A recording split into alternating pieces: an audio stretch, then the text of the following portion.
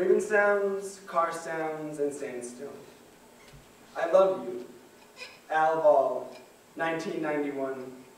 I love you spray painted in black, the rest in red.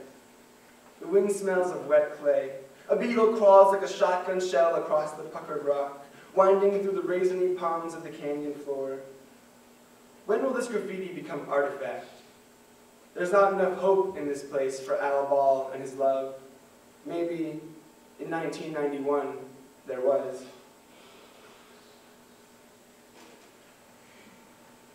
It's just not that simple.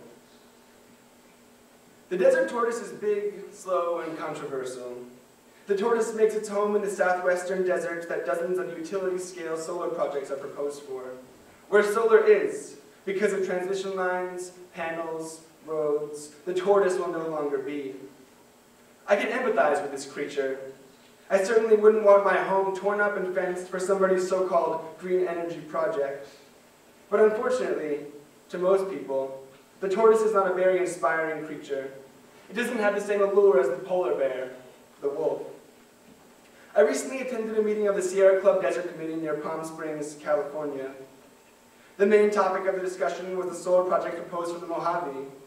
As the meeting began, people started arguing, some saying solar would be all too damaging to tortoise habitat, and others that in some places it would be okay. It quickly became clear that the activists were fixed in different mindsets. They couldn't agree. They couldn't even agree to disagree. Here I am at a meeting of the Sierra Club, one of the most influential environmental groups in the world, and the bulk of the discussion is around how solar projects could be damaging to a turtle. Perhaps most disappointing, however, was that climate change hardly came up at all. It's not that I don't care about tortoises. I like that whatever they do, they take their time. But the environmental community has larger concerns that move a whole lot faster. In climate change, we face the greatest challenge in human history. Dry as it is, the Southwest is predicted to get only drier. It's entirely possible that in 50 years, as the arid Mojave becomes more arid, the habitat that the activists are fighting over will be gone. The tortoise can't move fast enough to keep up with a changing climate. As the Desert Committee argued about big solar and much smaller turtles, I wanted to scream that it's me, my generation, and not them that will bear the brunt of global warming. Part of me wanted to say that for all I care, the tortoise could wither away if it means stopping climate change. But even as the threat of global warming looms, I'm still struggling with sorting out my values. As pressing as climate change is, it's important to remember that we are human. People still need to make time for love and bad TV. It's because of this, and not the appeals by the desert people to love their place as they do, that I am made uncertain. Regardless of how I feel about the desert tortoise, it inspires some people so much that they're willing to dedicate their lives to saving it. It is the reason the activists had angry eyes, that the thing they love is death sentence because the desert is a gold mine for the sun. What are we willing to do to stop climate change? What must we give up? If we're serious about it, shouldn't we be willing to sacrifice the desert, whose most majestic creature is a tortoise? Well, what about our view from the beach or of the mountains? What about Central Park? I hear it's pretty windy there. Perhaps I'm most hesitant about big solar, the miles and miles of panels proposed for the desert, because I don't know how we can draw the line. What else that we cherish in life and nature will be paved under the banner of clean energy?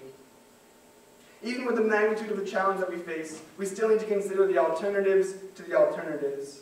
My heart may not wrench for the desert tortoise, but the desert isn't my backyard, and the tortoise isn't my howling wolf. Maybe we're moving too fast.